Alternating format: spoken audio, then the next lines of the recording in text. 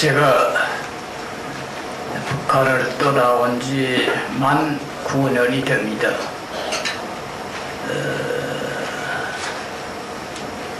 이제 소개한 말씀을 듣고서 더욱 부끄러움을 느낍니다. 그동안에 한 것도 없고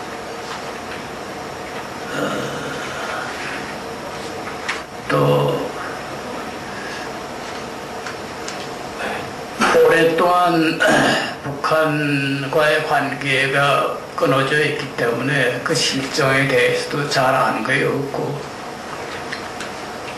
이런 자리에서 도움이 될 수 있는 말씀을 드릴 수 있겠는가 걱정이 됩니다.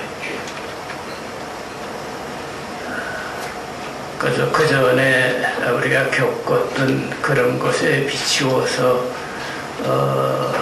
좀 제 소감을 얘기하려고 합니다. 작년에 지나간 해에 우리는 해방 60도를 맞이했습니다. 대단히 감회가 깊습니다. 정말 대한민국이 큰 성과를 달성했습니다.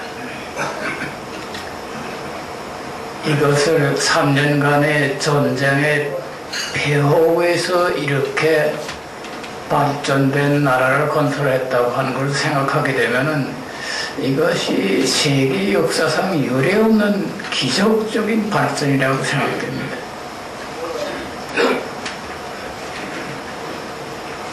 그런데 또 하나의 그런 큰 걱정거리가 생겼습니다.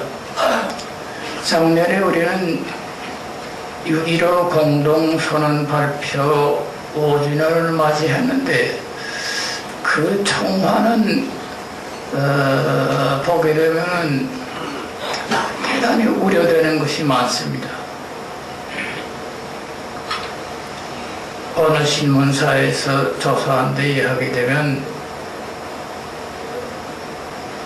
16세로부터 25세까지의 청년들을 대상으로 조사한 데 이야기 되면 68.5%가 만일 북한과 미국이 전쟁을 하게 되면 북한의 입장에서 미국을 반대해서 싸우겠다. 이게 단 6%만 돼도 이것은 큰 사변인데 68.5%다. 걱정하지 않을 수 없습니다. 북한에서는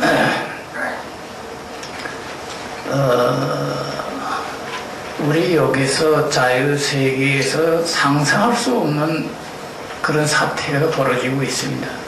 여기서 아무리 애놀이를 해서 그것을 생각한다 하더라도 실정과는 맞지 않습니다. 예를 들어서 제가 여기 와서 국정원에 신세를 질 때 거기서 아사자가 한 350만 가량 될 거이다 이런데 누구도 믿지 않는다고. 제가 정확한 통계를 가지고 내려온 게 95년에 당원 5만 명을 포함한 50만 명, 96년에는 11월 중순까지 100만 명, 그 150만 명이 이상이 죽었다는 건 명백하고 또 그때 얘기되기를 97년이 제일 문제다. 97년에는 최소한도 200만이 죽는다. 그렇게 얘기돼서 근데 그 97년, 98년에도 상당한 사람들이 죽은 것 같거든. 그래서 전 최소한도 그저 350만 죽었을 거다. 누구도 그걸 믿지 않고,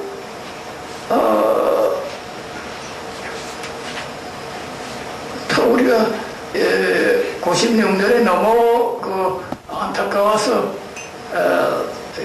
우리 비서들이 위해서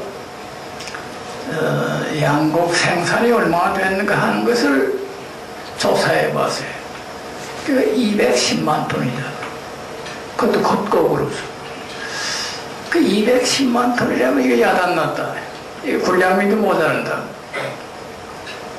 최소한도 450만 톤 있어야지 굶어 죽지 않겠는데 야단났다. 그래서 그때 제가 그 직접 그 총리 대리를 한 그 다음에 총리를 했지만 그 홍성남이라고 하는데 전화를 걸었어요. 거기에 정무원에서는 양국 생산을 얼마나 총괄했는가 220만 톤입니다. 그 왜 우리하고 10만 톤 차이가 나는가? 예, 그것은 강냉이가 여물기 전에 농민들이 딱 제가 먹은 것이 한 10만 톤 되기 때문에 그걸 가산하면 220만 톤입니다. 그래서 그걸 이건 우리가 직접 우리 비서들이 저 도에 내려가서 이렇게 통계를 잡아가지고 올라간 거인데 그래서 그 여기 와서 얘기하니까 우리가 생각한 것하고는 다릅니다. 어떻게 달랐습니까? 우리는 과학적인 방법으로 이게 다 계산했습니다. 그게 얼마나 나왔습니까? 390만 톤입니다. 그 어떻게 390만 톤이 나왔습니까? 예, 그 우리 북한 땅과 비슷한 땅에다가 강냉이를 심어서 그 공중 촬영한 것하고 이렇게 비춰보니까 390만 톤이 나옵니다. 그 공중 촬영의 그 강냉이 그 알까지 다 찍힙니까? 이렇게 돼서 직접 우리가 얘기하는 믿지 않는다. 심지어 독일에 있는 그 송두일이 같은 사람, 그 사람을 폭로하던 무슨 생각을 가지겠습니까? 뭐라고 했습니까? 그것도 나하고 같이 일하던 사람인데. 그 의원이 내가 그 후보의원이다. 이랬더니 되면 자꾸, 여기 보고서 증명하라. 이거 어떻게 내가 증명하는가? 이거. 나보다 더 잘하는 사람은 김정일 하나밖에 없을 텐데 이거 어떻게 내가 증명하는 거야? 김정일한테 그 사인 받아오겠는가?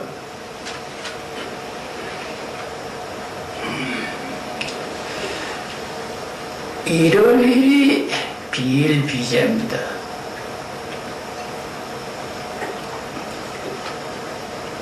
그렇기 때문에 이거 우리 좀 얘기를 하다가도 제가 주저하게 됩니다.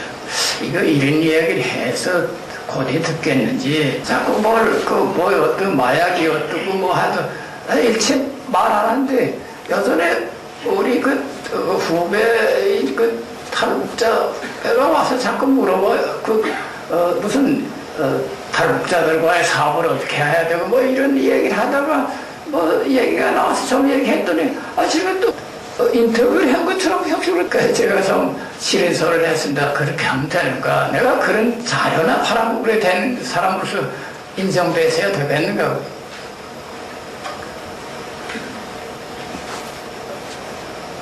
이거 북한 실정에 대해서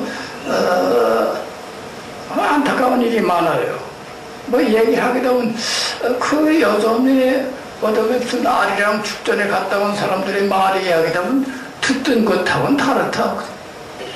자, 이런 40여 년 동안 김일성, 김정일하고 우리가 같이 일했고, 내가 그 지도 사상을 관리해 왔습니다. 목회아니 뭐 국제비서요, 뭐 다 하지만 기본은 지도 사상을 관리해 온 사람입니다. 그런데 우리가 짧은 시간 내에 뭐 다 얘기할 수는 없지 않습니까? 그 가장 본질적인 얘기를 하는데 거기 가서 현상들을 보고 와서 그렇지 않다. 물론 그렇지 않은 현상을 볼 수 있지만 그렇게 봐서 되겠는가. 그래서 사실 그저 한마디로 말하면 제가 여기 올 때는 이건 5년을 더 갖지 못할 거이다. 한 5년 있으면 이거 끝장난다. 이렇게 생각했는데 왜 그런가 하면 그때 다른 산업시설들은 다 마비되어 있고 오직 군수공장만 남아있었는데 군수공장이라는 것도 이제 오늘 있게 되면 다 파출이 된다 이렇게 계산한 겁니다. 그래서 간단하게 말하게 되면 그때 거기에서 정말 무슨 정치적 권리요 무슨 재산권이요 무슨 자유요 그건 뭐 말이 안 되고 뭐 인권이요 인권이라는 게 뭐 여기 사람들은 무슨 언론의 자유 이런 거 그런 걸 문제를 될 거 없어요. 공개 청산이 이게 인권이다. 그 사람들 그런 거 생각도 안 해요. 당연하지 뭐. 당연하지. 그 공개 청산해야지. 이렇게 생각하지. 마약을 어떻게 했다. 그 당연하지. 미국 놈들이야 쏘게야 되고, 그 달러 위조해야 되고, 마약도 자꾸 팔아야 되고. 그렇기 때문에 공개적으로 다, 말하자면 회의에서 논의하고 어떻게 심어라 뭐 이렇게 되는데, 이런 걸 여기선 어떻게 그럴 수가 있는가 자꾸 이런 식으로 사고를 한다고.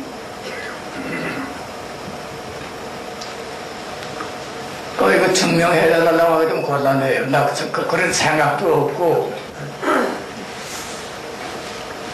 그런 것들을 좀 전제로 하고서 얘기를 들어주시면 좋겠다 그 말입니다. 얼마 전에 어디 나갔는데 자꾸 옆에 와서 어떤 목사가 자꾸 물어봐요. 그 신화의 자유가 있습니까? 그 무슨 지하의 교회에 사람들이 많습니까? 난 말하기도 싫어. 어떻게 그런 것이 있을 수 있겠습니까? 있을 수 없다고 하는 걸 왜 깨닫지 못하는가 그거예요. 거기서 종교학과도 내와서요. 다 우리가 있을 때 내가 그 교육비서를 할 때 다 김일성이랑 돌아가서 내가 전부 여기와의 사업을 위해서 하는 것이지. 만약에 그런 신화의 뭐 그런 것들을 말했다고 하고 자기가 난 믿는다 이렇게 됐다고 하게 되면 죽습니다. 그 옛날 파문당한 사람은 죽여도 아무런 죄가 없었던 것처럼 그런 식으로 이제 그걸 얘기한다고 하게 되면 누가 때려 죽여도 그 문제될 거 없습니다.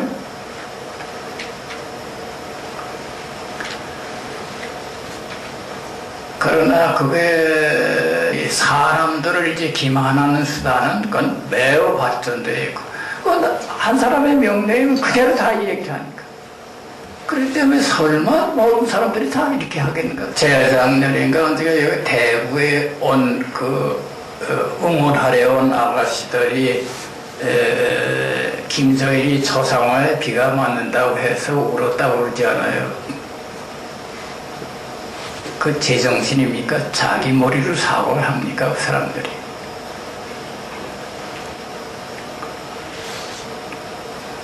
(95년에) 9달 동안 배급을 못 주니까 군수공장에서까지도 일하러 나오지 못했습니다. 군수공장 노동자들이 한 50만 됐습니다. 제가 김일성의 그 이론 서기를 오래 했습니다. 대학 총장으로 나가서도 계속 한편으로 이론 서기를 하면서 했습니다. 도합하게 되면 아마 한 15년 동안 했을 것 같습니다. 그래서 58년에 김일성에 따라서 그 장안도 일대 군수공장들을 돌아봤습니다. 그때 벌써 군수공장은 모두 다 밤이나 낮이나 다 지하에서 일합니다. 지하 공장들이 궁전과 같이 꾸려져 있어요. 다른 데 볼 수 없는 정도로 궁전과 같이 꾸려져 있어요. 그때 평양 시내에서는 현광등이 그렇게 보급되지 않았지만 그 군수공장은 완전히 현광등으로 날과 같이 다 만들어요. 공기 조화도 잘 되어 있고.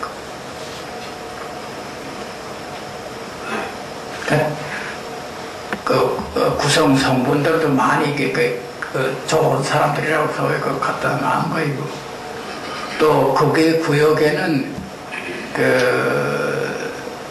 농민들이 농사를 하지 못하게 되면 텃밭도 많이 주고.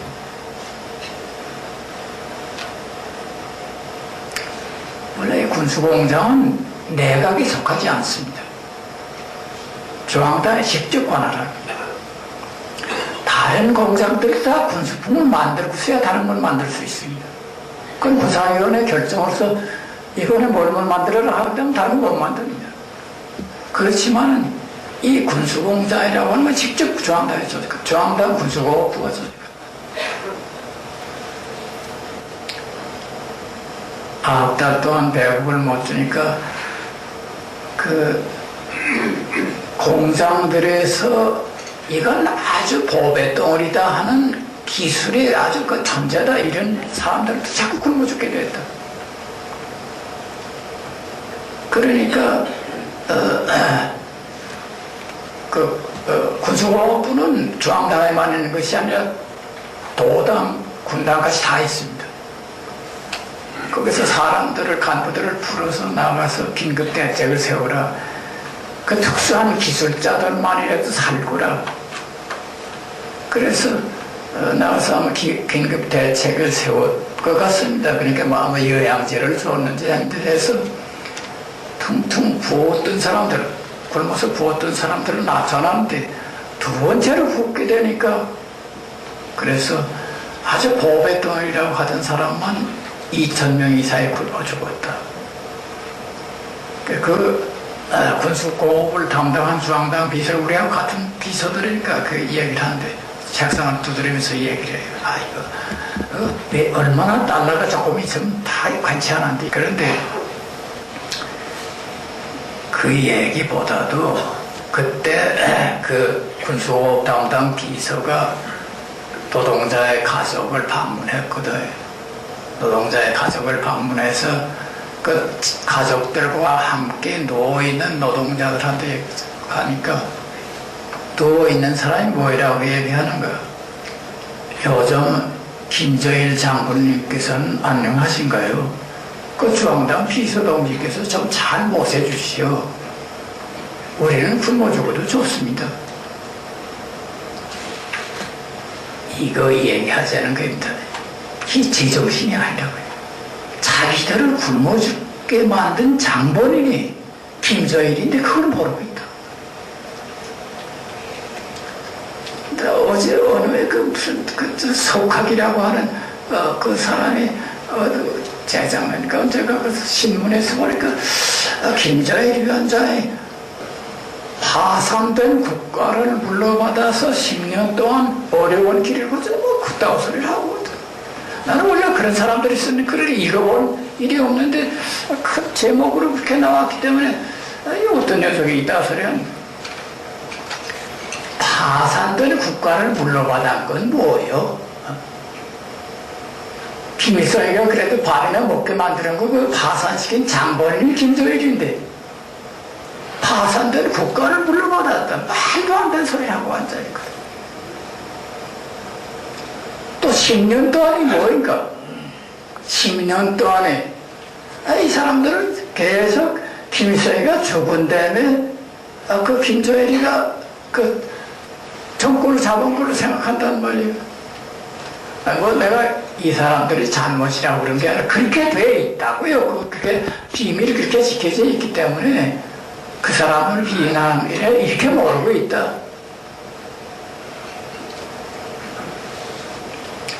전 오랫동안 김일성의 서기를 하면서 이런 서기를 하면서 다른 데서 그건 뭐 공산주의자로서 그 스탈린주의자에서는 스탈린주의자인데 그 뭐 전쟁을 일으켰다든가 자기의 정적에 대해서 무자비했다든가 이건 다 공통성이라 그걸 가지고 논의할 거야. 근데 다른 데서 보게 되면 그 사람 괜찮았다.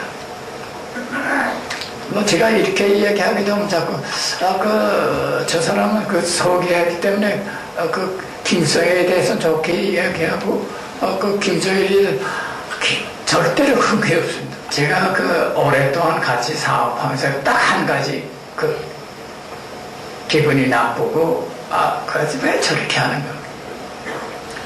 자기 아이들 또 자기 같은 친척들의 말을 무조건 믿는다 했어요.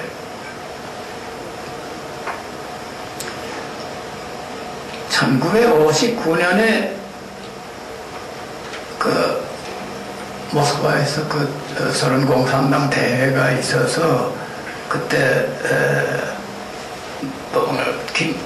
김일성이 이제 대표단으로 갔습니다.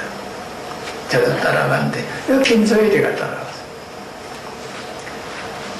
그때 그 전에 어릴 때는 그 친척들이 말하는 게 그때 애묘의 노시아식의 애묘의 유라입니다. 그 유라라는 소리를 아무 사이도 못 쓰겠어. 그 누구 말도 안 듣고. 그거 그저 크게 되면 군대에 내보내서 장교 노릇이나 시켜야 돼가서 이렇게 말하면서. 근데 자기 아버지를 따라서 이제 중앙타에서 나오고 한때 만나서 얘기할 사이도 없고 그랬던데 딱 그때 따라왔거든. 저 꼼짝 놀랐거든. 이 녀석이 완전히 정치인으로 됐어. 그 얘기하자면 길어져서 그게 한 가지만 예를 들게 되면 그때 따라온 사람들이 정식 대표단은 2인자도 있고 다 그렇게 했지만 우선 김일성을 직접 모시고 다니는 사람들도 장관급이 2사람이 있었어요. 그것만 우선 간호사예요, 고위원이요, 이렇게 하면 상당히 맞죠. 그걸 누가 관리하는가? 김정일이가 관리한다. 아침마다 불러서 과학을 주고 저녁마다 보고를 받고 이 김정일 17살짜리 김정일이가 합니다. 참 놀라워. 그 아침에는 자기 아버지 이렇게 끼고서 나와서 신발 싸서 신발을 꺼내서 신겨드리고 그 청년부담도 없고 건강하려는데 그 아버지를 다루는 수완 그래서 아니 어느 녀석이 이거 이제 조금만 크게 되면 이거 꼭 이거 자기 삼촌을 내줬을 겁니다. 나한테도 선생 하면서 전화 좀 받았어요. 왜 나보고 자꾸 전화를 받으라고? 제가 아버님 모습 봐서 자꾸 그런 전화 받으면 안 된다. 이러고 하는데 자꾸 오늘은 좀 종합대학에 구경하면 좋겠습니다. 가자고 그래. 소련 공산당 과장이라는 대단히 높습니다. 중앙당 과장이라는 내각에 상도 불러서 얘기한 판인데 조선당당 과자에 나왔어요. 유라동무도 이제 여기 이 종합대학에 와서 공부하지. 난 여기 안 하고 있어요. 난 김성대학에서 공부하고 있어요. 내가 왜 여기 와서 공부하려고 안 그러는 거야? 삼촌도 여기서 공부하지 않은 거야? 아니요. 정치를 하려고 하면 정치는 아버님한테서 배워야 된다. 이러거든. 그러니까 이거 벌써 오랫동안 물러받아서 10년 동안이 뭡니까? 벌써 70년대 들어와서 완전히 자라고 74년부터는 완전히 김정일을 통하지 않고선 요만한 보고도 김일성한테 못하게 돼 있어요. 김일성이가 자꾸 대외에서 외국 손님도 만나고 하니까 그게 자꾸 신문에 발표되니까 무슨 실권을 장악한 거였지만 사실은 74년부터 85년까지는 그래도 김일성이가 계속 물려주기 위한 노력을 하느라고 해서 그건 김일성, 김정일의 공동정권이라고 할 수 있어요. 그러나 85년부터 94년 김일성이 죽을 때까지는 김일성 공동정권이다. 왜 공동정권인가? 무슨 행사가 있을 때는 김일성의 노래가 있고 그 다음에 김정일의 노래가 있고 끝날 때는 김일성의 만수무강 조언하는 노래가 있고 그 다음에 김정일이 만수무강 조언하는 노래가 있고 74년부터는 간부들한테 내려오는 선물이 그 전에 김일성의 이름으로 이렇게 내려오던 전부 김정일의 이름으로 내려왔어요. 자기 삼촌인 김영중은 2인자였어요. 그건 2인자로서의 역할이었지만 김정일이 그때부터 벌써 완전히 그 공동 정권의 주인으로서 행세를 했거든.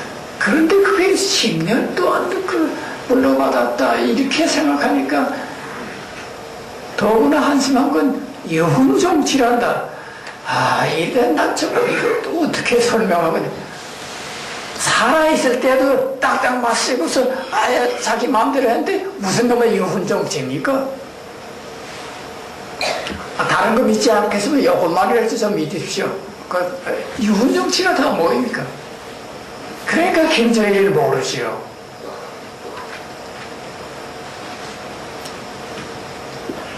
그래서 이제 그만합시다. 지금 김정일 얘기 자꾸 했기 때문에. 여기서 작년에 느낀 것이 뭐인가. 이 6.15 공동선언 발표 이후에 왜 이렇게 우리 청년들이 정신을 빼앗겼는가. 내가 자꾸 좀 부탁하고 싶어요. 정부를 참 심각하게 생각해 봐야 되지 않겠는가. 왜 북한에 있는 사람들이 정신을 빼앗겠다고 해서 제정신이 아니라 해서 흉볼 자격이 없지 않습니까? 여기 있는 청년들, 우리가 저기 있을 때는 이 학생들이라는 게 대단하다. 이거 남한의 그 학생들이라는 게 대단하다. 어떻게 하면 그 학생들을 공부해줄 것이 이랬는데, 그들이 친북 반미 세력으로 돌아섰다. 여기에 대해서 일부 사람들은 세대 교체인데 할 수 없어요. 그 어떤 아주 대단히 그 훌륭한 분한테 얘기했는데 세대 교체 할 수 없어요. 아침에 만나서 손자녀석하고 말해봐도 뭐 인터넷 소리만 하지 뭐 한나 할아버지 말 안 들어요. 무책임하거든. 무책임. 아이가 나올 때부터 친북 반미 사상을 가지고 나오려는 법이 어디 있습니까? 이거 승리의 자만 도취해서 아이들 교육까지 다 포기하다 보니까 김정일이가 대리를 했지요. 지금도 자꾸 무슨 전교조용을 자꾸 그러는데 그 사람들이 여전히 부산에 가서 자꾸 난동을 부리는 거 보는데 그 사람들이 그 김정일이 이사에 따라서 행동하는 사람 김정일이 대표자들이 대리인이거든.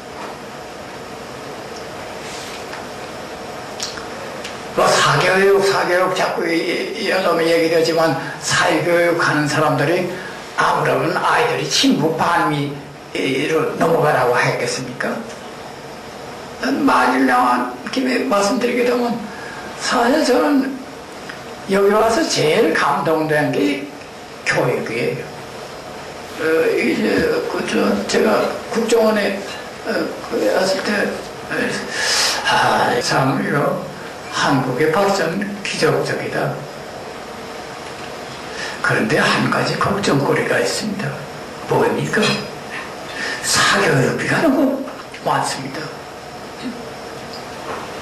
그래서 제가 사교육비라는 게 무슨 소리인지 알지 못하다가 물어보지 않았어요. 그 무슨 말인가? 그러니까 그 방과에 공부하고. 입이 쓰 그래.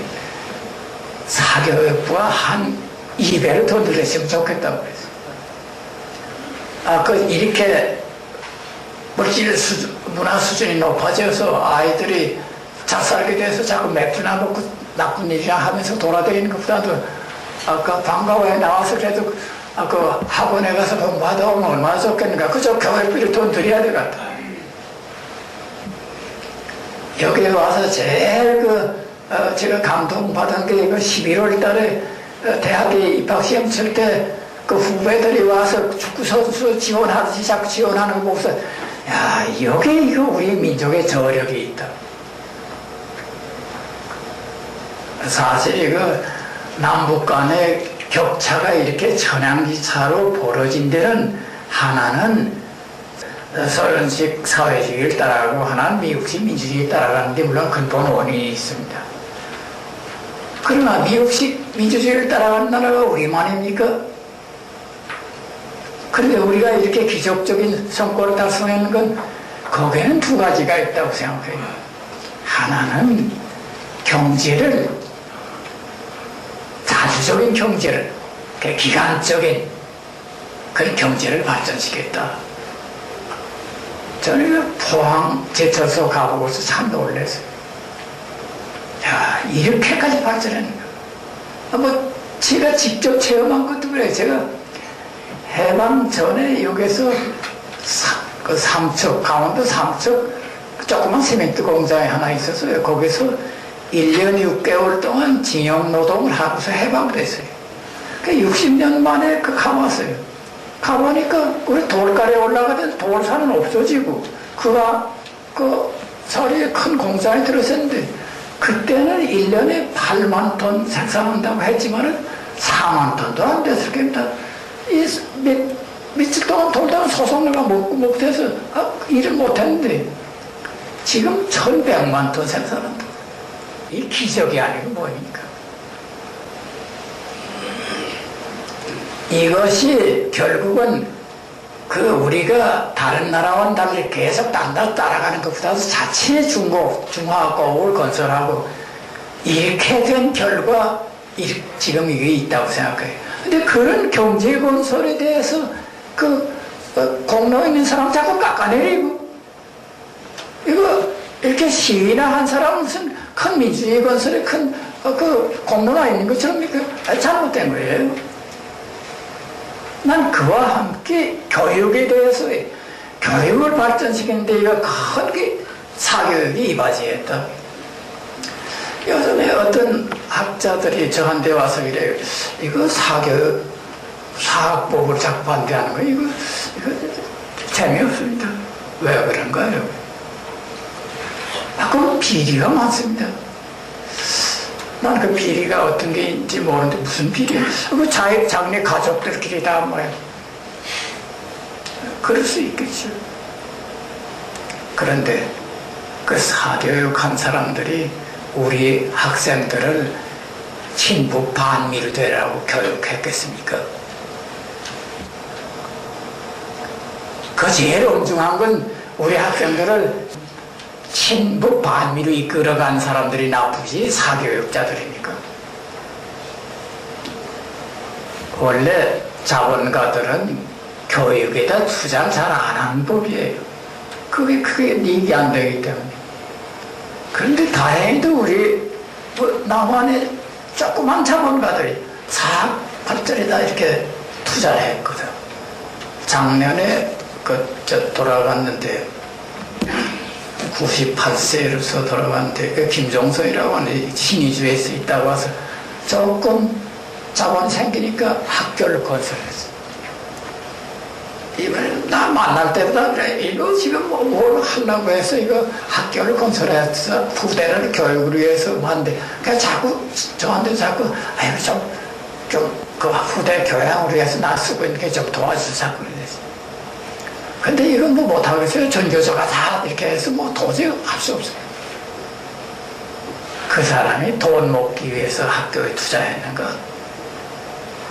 그래도 여기서 우리 오랫동안 식민지 압박을 받아와서 애국심이 있어서 그런 조그만 자본가들이 다 사학이다 이렇게 해가지고 그것이 우리 교육 발전에 큰 기여를 했고 그 사람들 다 애국자들이거든 사실은. 그러면 거기에 대해서 무슨 비리가 있다고 하겠으면 그 지금 법률 가지고는 그 해결 못합니까? 그 비리는 비리대로서 지금 법률대로 해결할 수 있는데 무슨 또 법률인가 그래요. 이거야 정말 지금 전교조한테 남겨주자는 법률이 아니고 뭐겠는가 이렇게 사람들이 얘기한다고요. 난 그 잘 몰라요. 나 이거 도대체 언급하고 싶지도 않지만 그러나 여기서 두 가지는 명백하다. 하나는 우리가 경제를 그렇게 발전시킨 것하고 이 교육을 발전시킨 것하고 이거 크게 큰 선에서 우리나라 발전에서 큰 공헌이 됐고 그걸 모르고서 자꾸 조그마한 것들 가지고 얘기한데 그래서 사람들을 딴 데다 주목을 돌리고서 기본선에서 이탈하려고 합니다. 결국 이것은 친북, 반미적인 그런 것을 정당화하기 위한 그것을 정체성을 그 방향으로 끌고 나간 기도라고 자꾸 비난하는 게 우연하지 않지 않는가. 그러니까 이런 것을 볼 때도 우리가 역시 이 큰 선에서 봐야 된다. 거의 우리에게 우리 정통성이라고 하는 게 자유민주주의, 자본주의적 민주주의에 담겨 있습니까?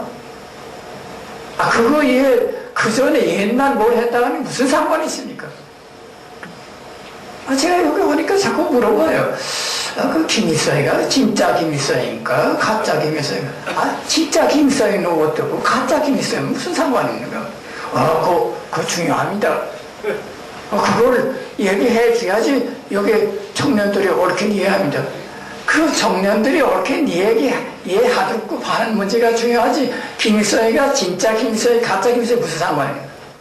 가짜 김일성이라도 와서 인민들을 위해서 정치를 잘했으면 그 사람 평가해 줘야지. 과거에 아무리 또 잘했다고 해도 후에 인민들을 위해서 나쁜 일을 했다고 해도 그 평가할 수가 없지요. 왜 자꾸 그 쓸데없는 과거를 따지는가? 이렇게 해서는 이거 우리가 단결을 못하지 않아요?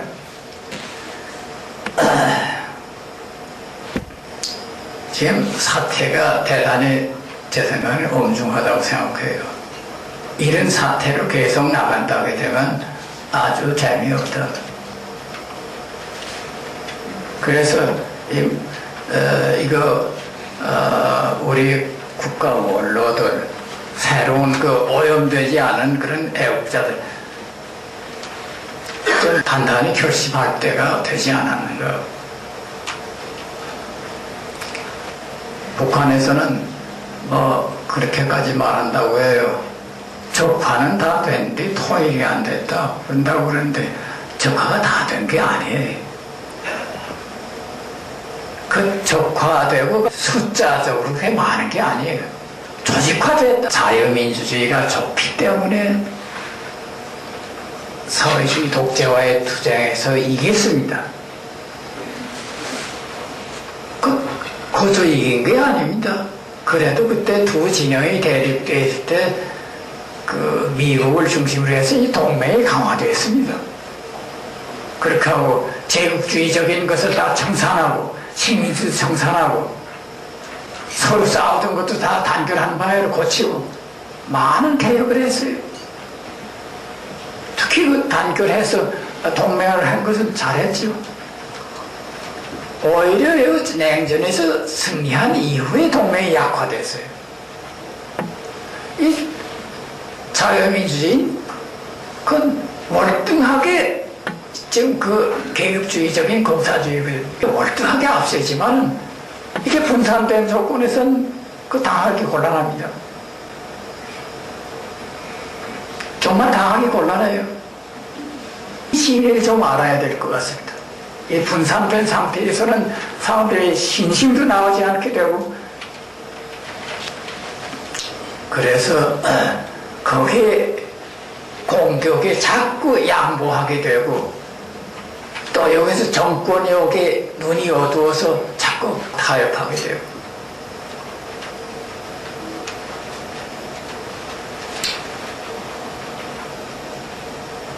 김정일이가 독재자입니까? 독재자 아닙니까?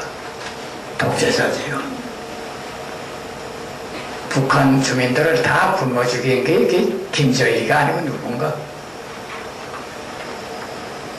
핵무기를 만들고 자꾸 이렇게 해서 위협을 하고 한 것이 장본인이 누군가? 김정일이다. 마약이요, 위패요, 다 그거 다 김정일이.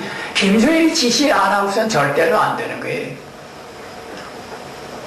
여기서 무슨 충성의 경쟁을 하느라고 그래. 말도 안 되는 게 말도 안 되고.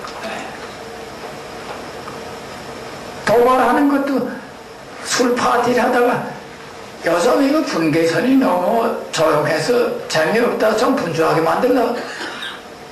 김정일에게 되면 그러면 소위 장군들하고 대남 사업 한 사람 외교부면 그럼 어떡할까? 근데 이번에 어느 처소를 12명이 넘어가서 치고서 들어오게 돼. 원래 그 사인하면 되는 게 그때는 지금 와서 그랬어요. 그 도발할 때는 전쟁하겠다는 게 아니라 전쟁 안 하겠다는 신호이기 때문에 그럼 무조건 그저 때려야 된다. 근데 이게 잘 사는 게 되면 왜 겁이 많아지는지. 지금은 또 거기 인권 문제를 얘기해도 전쟁이 일어나지 않을까? 이거 이렇게 큰 기적을 달성한 것은 역시 우리가 자유민주주의 독택이고 또 이제 정책에서는 경제를 그런 자립적인 자주적인 경제를 기간적인 경제를 건설해 놓고서 발전시킨 거예요. 교육을 발전시킨 거예요.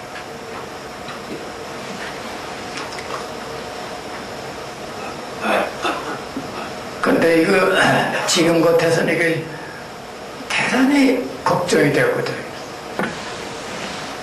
저는 이거 그저 한 5년 있다간 괜찮게 다 문제가 해결될 줄 알았는데 5년이 뭡니까 이거. 그래서 제가 북한 민주화를 위해서 해야 되거든요. 요즘 북한 민주화는 우선 뒤를 돌리고 우리 남한의 민주주의를 고수하는데 우리가 그래도 이바지해야 되겠다. 지금 보기에는 뭐 아직도 뭐 거리에 나가겠다. 자동차가 오글오글하고 이렇게 잘 사는데 언제 김정일이가 오겠냐. 김정일이가 올 필요가 없어요. 여기서 김정일이 만들어낼 수 있다.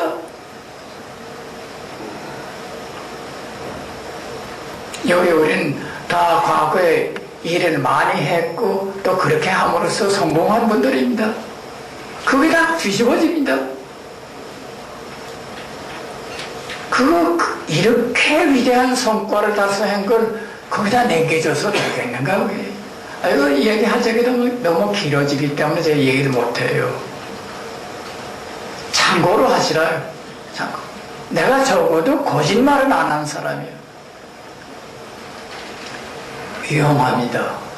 위험하기 때문에 우리가 금년이 중요합니다. 금년에 우리가 이게 우리 이제 어느 분이 이 보수 세력이라고 하면 보수가 아니라 제일 진보적인 분들이 여기 모였습니다. 민주주의 지키는 것이 왜 보수입니까? 민주주의 지키는 것이 그 제일 진보적이지. 말이 남게요. 조금만 더 얘기해 주겠습니다. 막스 레닌주의 뭐 자꾸 얘기하지만은 그 사람들은 그걸 알고서 정치를 했습니까? 알았다는 건 계급투쟁론밖에 몰라요. 그 계급투쟁론도 막스가 얘기한 식으로 보다도 그저 잘 사는 사람들 못 사는 사람들이 반대해라 이거예요. 이걸로서 정권을 잡을 수 있었다고 해요. 이거 정말 주의하십시오. 지금 자꾸 양극화요 뭐 하지만 결국은 자꾸 잘 사는 사람은 못 사는 사람이 반대하게끔 하자는 거예요. 그건 뭐 좀 시덥게 말이지. 이거 빈부의 차이를 없이 하지 못한 게 한이라고. 빈부의 차이를 어떻게 없이 합니까? 빈부의 차이가 있어야 됩니다. 잘 사는 사람하고 못 사는 사람하고의 차이가 있어야 됩니다. 그런 빈부의 차이가 부당한 빈부의 차이가 없어야지요. 부당한 빈부의 차이가 없어야지. 그럼 일 많이 한 사람도 일 안 한 사람도 같이 대우를 해주라는 말입니까? 총리하고 다른 있는 부원들하고 같은 대우를 해주라는 말입니까? 공부를 잘하는 학생하고 공부 못하는 학생하고 다 같은 점수를 주라는 말입니까? 말도 안 되는 거입니다. 근데 무슨 그게 다 위선자들이거든. 빈부의 차이를 없이 한다. 구체적으로 말하라. 실업자를 없이 한다든가 부모 때문에 학교도 못 가고 걸식하는 아이들이 없겠는가? 이런 빈부의 차이를 없이 해야 된다고 그래.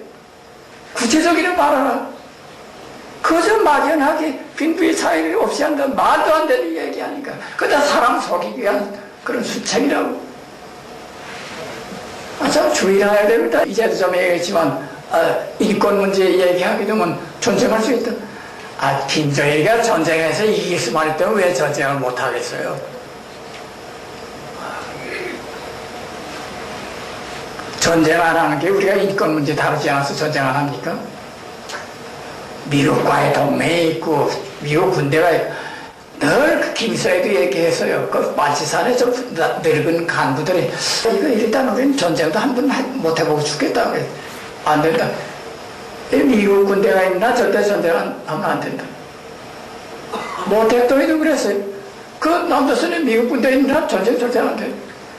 전 세계가 대동란이 일어나서 여기에서도 미국을 반대해 저기서 미국을 반대해서 미국이 어딜 지원해야 될지 똑똑해 있을 때 미국 나가라. 그렇게 하면 우리가 물건 다 주겠다. 김정일이가 어떤 사람이게? 철저한 위기주의자예요.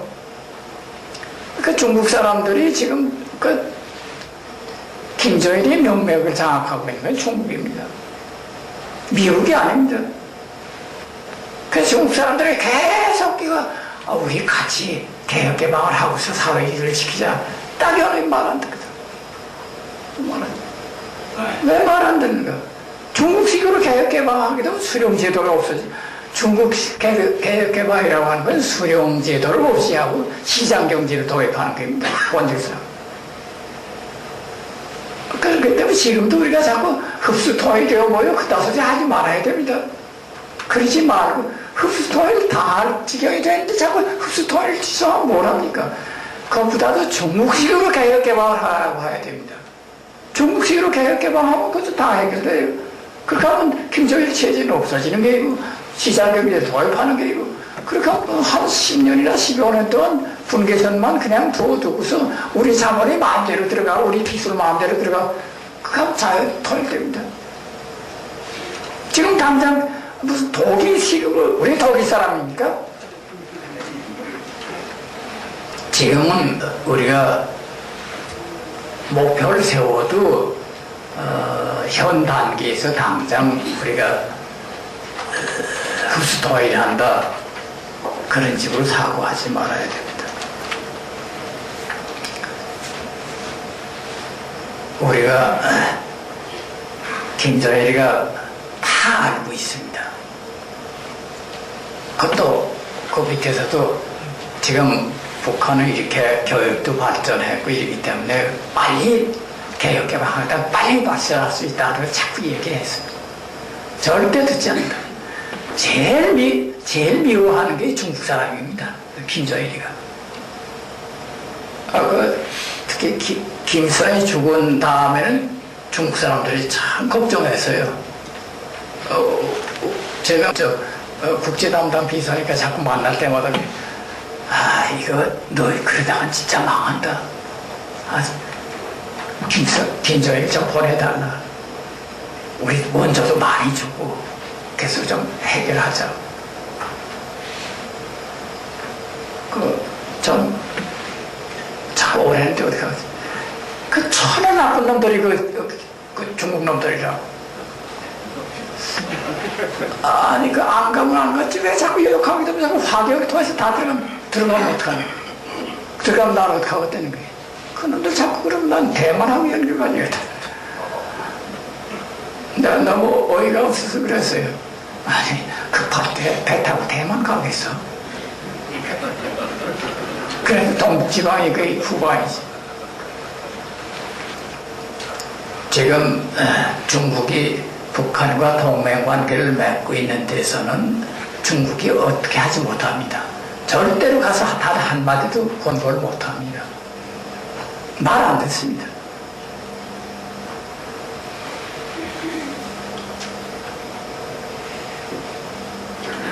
그러나 동맹관계를 끊는다고 하게 되면 꼼꼼지 못합니다.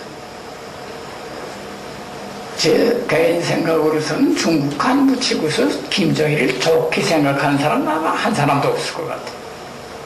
그러나 그걸 버리게 되면 그러면 미국식 민주주의가 안목까지 들어온다. 이건 중국 사람들이 절대로 김정일이 한데 전쟁을 못하게 합니다. 또 김정일의 그런 위기주의자가 어떻게 전쟁을 합니까? 그 걱정 정말 할 필요 없어요. 핵무기를 몇백 개 가지고 있어도 걱정할 필요 하나도 없어. 그걸 가지고서 자꾸 김정일을 몰아주고 자꾸 김정일을 이기기 위한 그 공격을 하는 건 좋아도 진짜 그걸 가지고 걱정한다면 그 머리가 좋은 사람이에요. 김정일 정말 모르는 사람이에요. 전쟁 걱정할 필요 없고 핵무기 걱정할 필요 없고 그 그렇기 때문에 인권 문제가 중요하고, 예를 들어서 지금 위패 문제라든가 이제 마약 문제도 그걸 도덕적으로 자꾸 이렇게 해서 세계 여론을 환기시켜야 됩니다. 그래야 중국이 그걸 겁나합니다.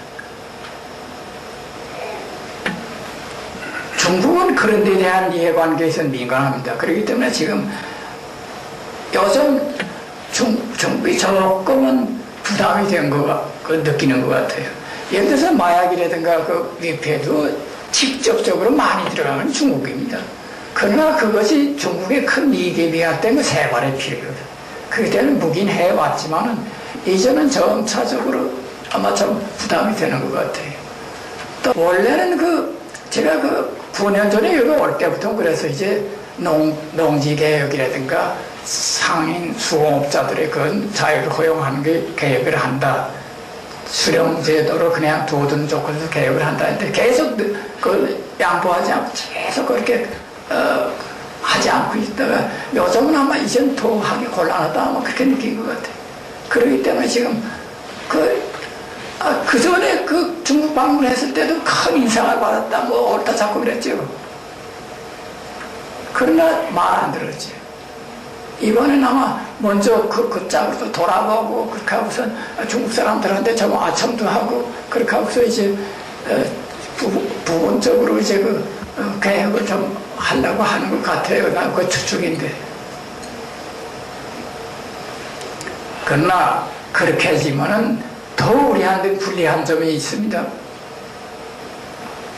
그렇게 하면 친북분자들 보라 이것도 개혁한다 이것도 이거 달라졌다 뭐 자꾸 떠들 거이고 실제 그렇게만 해도 그냥 농촌을 자본주의적으로 이제 개인농으로 바꾸고 소사인들과 수호업자들의 자유를 주고 10명 미만의 노동자들의 영세기업을 허용하고 이렇게만 해도 북한의 주민들의 생활은 비약적으로 올라갑니다.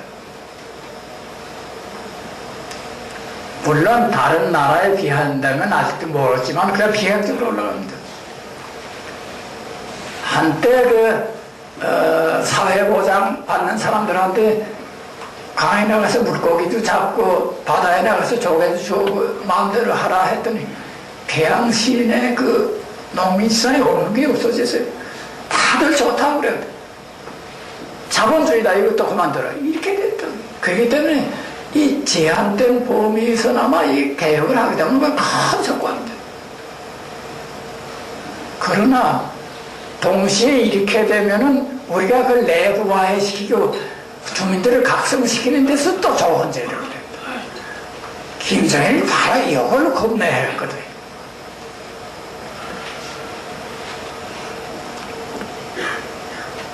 그래서 이게 금년이 중요한데 제발 저는 아무 힘도 없는데 여기에 모여있는 여러 그 국가 원로들과의 자유민주주의를 지키려는 분들이 좀 단결해서 자꾸 과거 따지지 마십시오. 저 사람 과거에 뭘 한 사람이요? 지금 현재 김정일을 지지하는가 반대하는가 이런 것이 기본 손으로 돼야지 자꾸 과거 따라서 뭘 하겠습니까? 그 사람은 어떤 교양이에요? 그러니까 인권 문제에 대해서 옳은 입장을 취하는가 취하지 않는가, 김정일에 대해서 옳은 입장을 취하는가 취하지 않는가, 북한이 중국식으로 개혁 개방을 하는 걸 지지하는가 안 하는가, 이런 기본 선에서 우리가 이견을 통일시키고 그 방향에서 우리가 국민들을 각성시키고 단결해 나가야 된다고 생각합니다.